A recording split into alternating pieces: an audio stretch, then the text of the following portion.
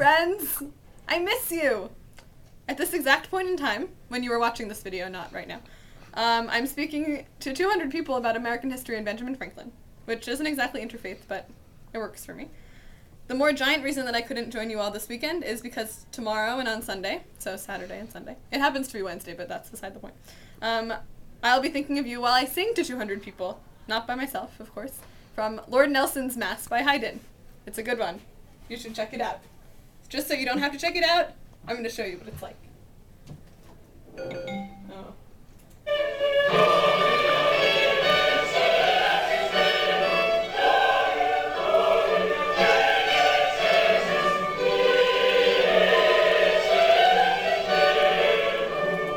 Okay. That is a preview, in case you were wondering. Anyway, here's my story. It is easy to see the beginnings of things, and harder to see the ends, writes Joan Didion, one of my favorite authors, in the concluding essay to her book, Slouching Towards Bethlehem. You should read it if you want a good book. Didion is an author I depend on for interpretation, contemplation, and inspiration. So understanding that my year of interfaith work would be challenging, I taped that quotation onto the inside of my assignment book. It's subsequently fallen off, but that's also beside the point. And I made sure to look at it at least 9,000 times each day. I found myself thinking about that line as it related especially to the series of conversations that we have been having at Skidmore about nurturing the spirit. A series of conversations that began as an experiment and ended with a community. Kind of like a family. Each discussion had 3 panelists, 1 student and 2 faculty or staff members, who would craft a statement in response to the following questions, which some of you know. How do our personal, spiritual lives inform and intersect with our lives of work and study at Skidmore? How do we integrate the intellectual and the spiritual aspects of our lives? And how can we nurture our spirits in this campus community?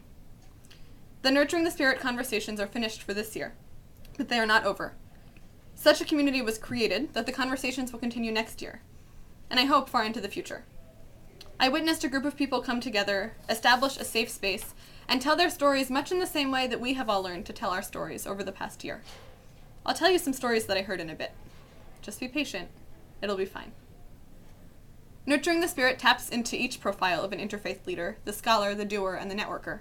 As our conversations negotiated intellectual and spiritual terrain, were made possible by many emails and much pizza, and became known to a wide group of individuals on campus, many of whom had never met. I can't think of a better way to build religious pluralism on campus, or a project that better exemplifies pluralism. I'd challenge you to find one, but I have a feeling that all of your projects probably meet similar ends. Okay, Mustafa, you win. I hope you're all laughing now. I really miss you. Okay, let me tell you some stories. During our conversations, a devout student spoke about how she found her work in the biological sciences fulfilling because of how easy it was to praise God in the biology lab, witnessing all God's creations. Yet, she didn't feel comfortable sharing this connection with her fellow students or her professors. Others found their religious and spiritual selves to be part of who I am that's not public, describing encounters of indifference, ignorance, and hostility, especially in intellectual debate, with a general consensus and acknowledgement that this feeling was not worse than any other secular liberal arts institutions.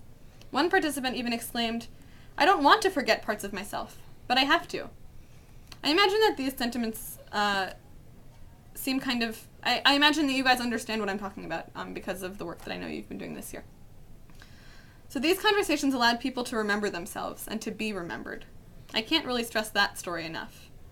We can credit this, I think, to ourselves as IFYC fellows. I don't think this is just me.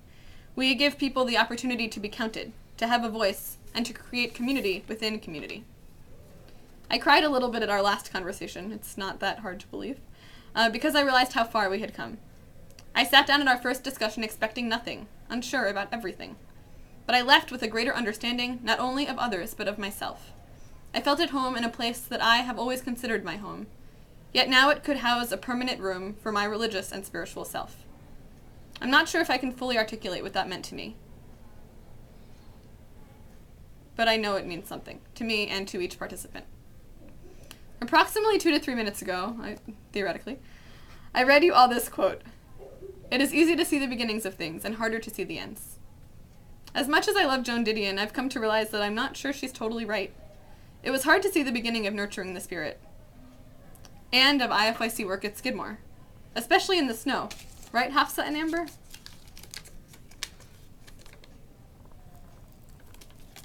But now it's easier to see the ends. Or at least it's easier to see my ends. I don't think these conversations will have ends.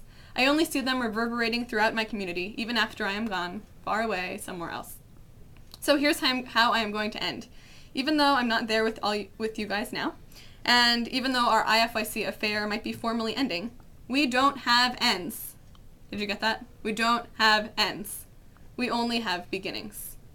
We must stay in touch from near and far, and remember that we have each other. We have become excellent storytellers. Now it's up to us to tell our stories, and to listen to the stories of others.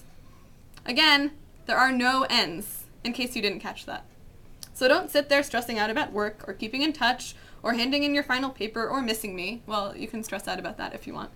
Just be, and recognize that what we have started will never stop. And yes, Anna, Angie, Anne-Marie, Brad, Colin, Divya, Aram, Isma, Karin, Mally, Mike, Mustafa, Ola, Rachel, Rebecca, Rems, and Prenna. You can notice the slip in the alphabetical issue at the end if you want. You will be fine. I promise. You really will be fine. The end.